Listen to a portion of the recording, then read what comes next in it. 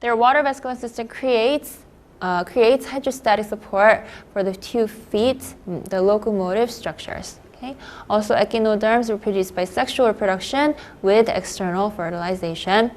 They can also reproduce by fragmentation and regeneration. This is the asexual reproduction. Okay? And then sea stars have an endoskeleton consisting of calcium plates. Okay? So remember, the clams, the mollusk, had an exoskeleton that contains calcium, but sea stars had endoskeleton containing calciums. Okay? And then the next one is called Chordates. This is our last phylum. And in here, we have all mammals, fish, amphibians, reptiles, and birds. Okay? So the common characteristic of these actually have a notochord. Okay? So what's a notochord? So notochord is actually like a neural cord. Okay? So notochord is like this. Okay? So it's like a nerve cord, okay, that goes through the back, okay? So in the humans, you have a spinal cord, okay, that goes through your spine, all right? So just like that, all these chordates have a notochord, a rod that extends the length of a body and serves as a flexible axis, okay? And they have a dorsal hollow nerve cord. Dorsal means it's close to the back, like this. This is the back, this is the back, okay? So this is called dorsal, and the abdomen part, this is called ventricle. Okay, so dorsal, close to dorsal, it has a notochord, and then the tail aids in movement and balance. The cocox bone in humans is a vestige of a tail. So excluding the humans, all the mammals, fish, amphibians, they have all tails.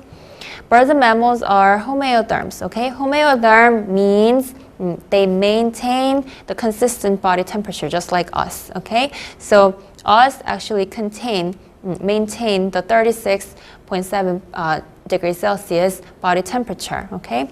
No matter what the environment is. But other chordates, fish, amphibians, and reptiles are actually cold-blooded, meaning they actually adjust to the environment, okay? And then, so when we were talking about the mammals, okay, so one of the chordates, the mammals belong to the phylum Chordata, okay, just like we learned right now. And then mothers nourish their babies with milk from mammary glands. Okay, they also have hair or fur. So mammals are endoderms, meaning they are warm-blooded. Okay.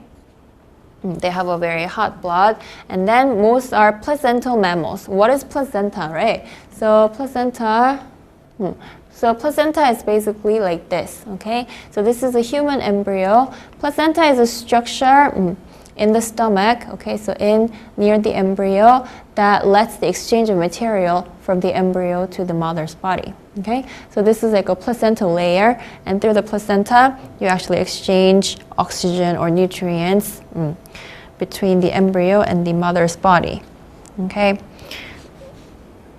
So most are placental mammals. The embryo develops internally in a uterus connected to the mother by a placenta, okay, where nutrients diffuse from mother to embryo.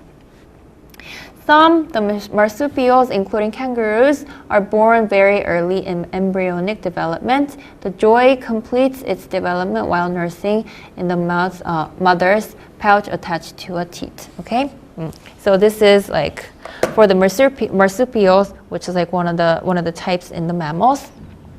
Also, the other type, the monotrems, these are egg-laying mammals, like the duck-billed platypus and the spiny anteater, and derive nutrients from a shelled egg. Okay, so these ones actually have egg inside their body. Okay, then they provide the nutrients through the eggshell. Okay, so it's a very special characteristic. Marsupial monotrem actually contains baby inside. Okay, inside the body, but placental mammals actually have like a embryo that's covered by the placental layer. Okay, so it's either covered by the placenta, or it's either covered by like the like a pocket-shaped cover